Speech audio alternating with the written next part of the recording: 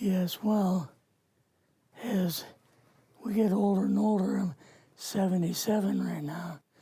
You can't live forever, you know. So if this procedure I'm going to have to clean the blood doesn't work, then I've got probably a few more months to make it before my kidneys shut down, you know.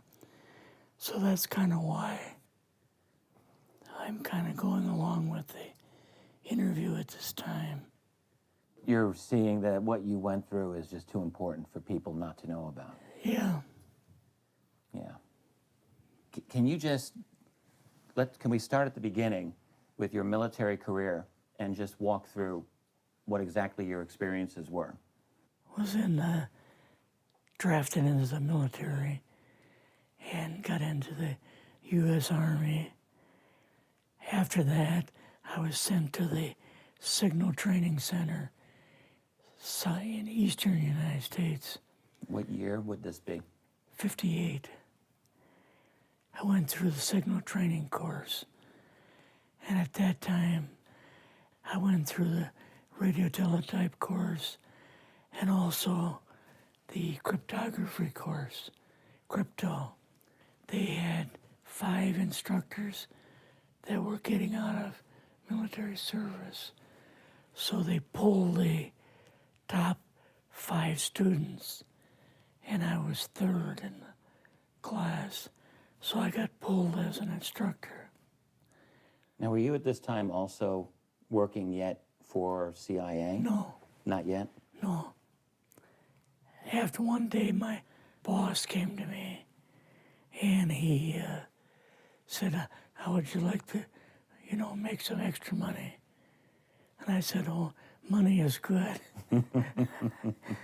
So he explained to me that he could put it through, would have to get a top secret White House Q clearance for the job, And I thought, boy, must be a pretty exclusive thing, And I said, well, what is this?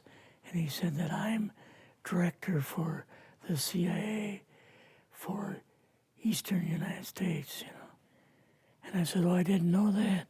And he said, you weren't supposed to. After about 6 weeks, my security clearance came through, and I got my CIA card. It was an ID card, like a credit card, where I could just go up to the door and slice it, walk right in. And my name at that time, I used a artificial name too. Never used my real name. I started working with him on the project he was on, and that was Project Blue Book, which was kind of partially a fraud. You're saying some of the Blue Book cases were, Yes. were completely fictitious? Yes. But the cases that we got came from, I think it was Fort Belvoir, Maryland. Fort Belvoir? Yeah. And it didn't come from the Pentagon, or it didn't come from CIA headquarters. But we would get reports about a certain sighting that they had in Mexico or Italy or something like that. And then we had people that would follow through on it, that would go out and interview the people to see if they were nutcases or if it was real, So they'd be going overseas frequently?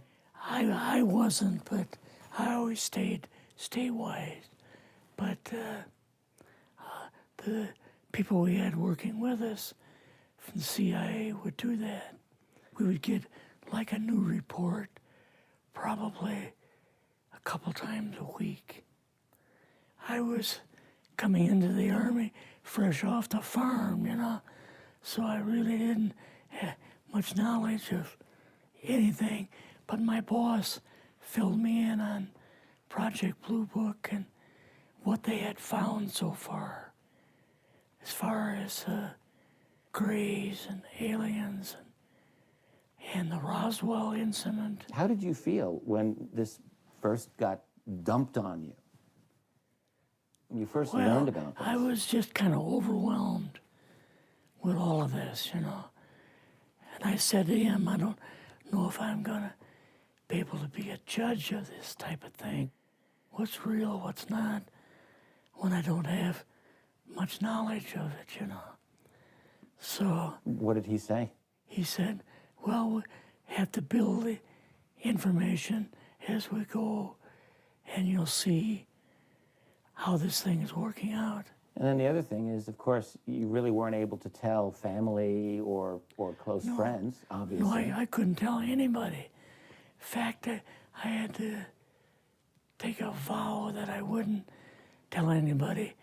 A lot of it for 40 years, and more of it for 50 years, which is up in 2010.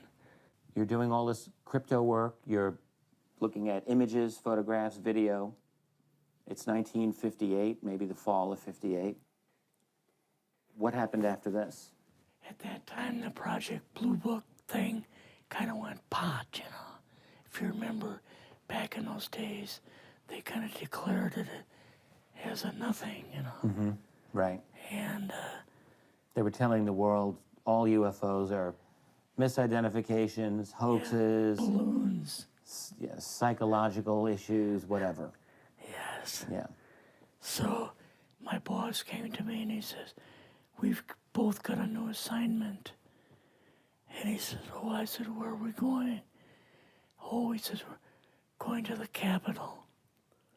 We're going to be part of the Eisenhower push.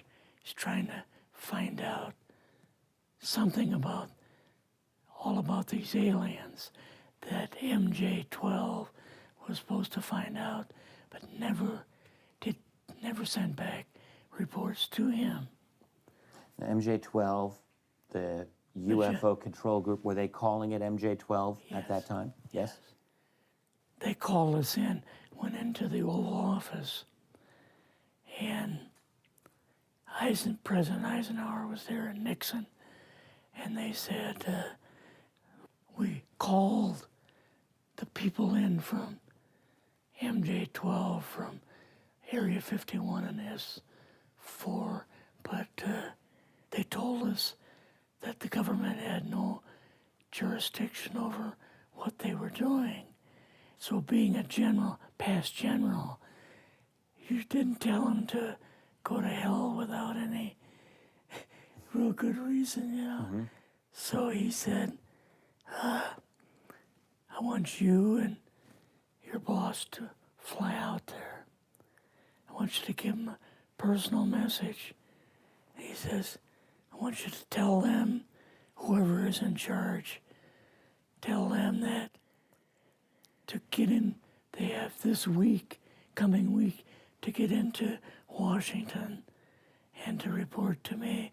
And if they don't, I'm going to get the First Army from Colorado, and we're going to go over, we're going to take the base over.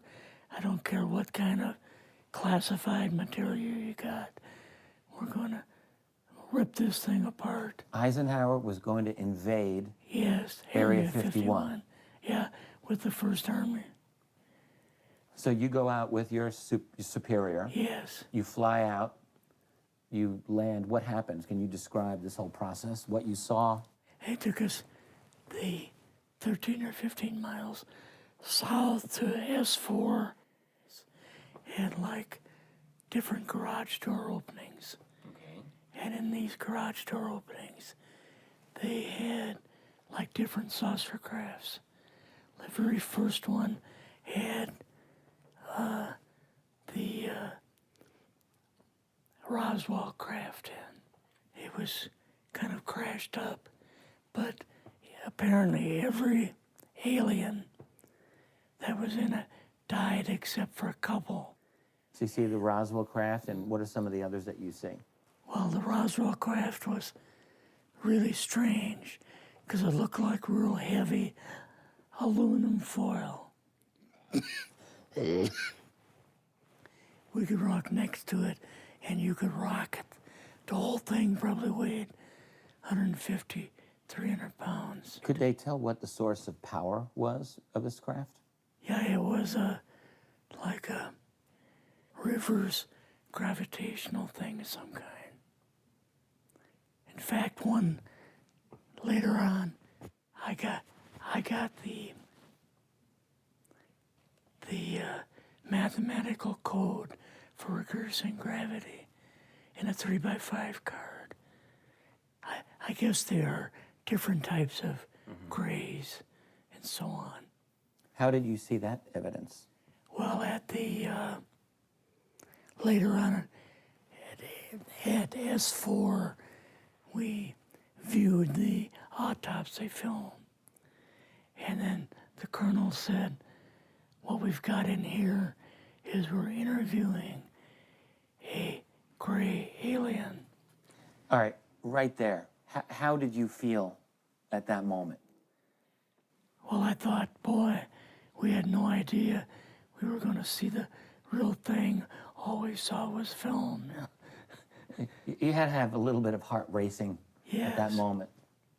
My boss was able to go in and had like a partial interview with him. So what did this gray alien look like? Could you describe him a little bit? This one looked a little bit oriental. So I'm just wondering if it looked almost human, what about this didn't look human? No, it didn't look human as far as the skin tone and basically the shape of it and the size. How was its head size compared with a normal human, for example? Brain was kind of a little bit bigger, and some of the nose was very, very small, and the ears were just like holes. Mouth was very small. Now, why were they bringing you out here at all, anyway, to see an alien? What was the point? To go back and tell the president they actually had one. So he did not know at this point No, if there was an alien at S4. no. What did you do then at Area? Were you done, or did you have other things to do with Yeah, so S4? basically we were kind of done, went back to Area 51. They took us into the main building, and there we saw a U-2, which of course we didn't know existed. And a model of the SR-71. Yeah, the Blackbird. So, but like I mentioned earlier, it was not a model of the current Blackbird, It was an earlier version. but an early version. Did you go directly to Washington after this? Yes. Or did you go somewhere else? How did they get, did you fly We regular airline or? We flew back to the commuter plane back to the air base, and then took President Eisenhower's Lockheed Electra back to Washington. You and your supervisor, Yeah. superior officer, and now you're meeting with the president? Yes. Can you describe this? Well, we met with him in, the second story of the old OSS warehouse building. And Eisenhower and Nixon were there, and also Hoover was there. So he asked us what was going on, and we told him about the alien, the whole situation, and the black projects and so on. And he was just totally shocked. He appeared for the first time to be worried. You know, like he was worried. I would think that Eisenhower would, I mean, he certainly knew that flying saucers were real. Yes. He knew that there were aliens.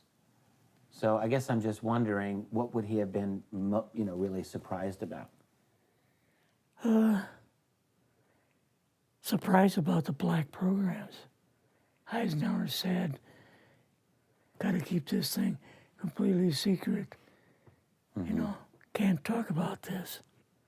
Your actual name is, I mean, the name you grew up with, that was a different name than what you Yes, had in the. I never service. used it in the CIA at all. Now, what about today? You're going on the public record, and this is still sensitive information, even though earlier you talked about, you know, security oaths that maybe expire after a certain period of 50 time, years. but you're still concerned. Linda Motenau's phone call, her phone was tapped, and they got my phone number, and through the telephone company, they're able to find me, and so on. When they found you, what happened? I was going to a grocery store. Two guys in a black suits come out of a black Lincoln town car and came over to see me. And they told me that I better not publish anything or talk to Linda about any more things. So at that time, I did, you know, I stopped. That was enough to intimidate you. Yes. Rather remain anonymous. Never show my face on anything. Really, thank you for doing this. Yes, this was, I guess, kind of a good idea because I feel much better having talked about it. I kind of feel like there's a load off my shoulders Really? because I had an awful lot of secrets that I had kept over the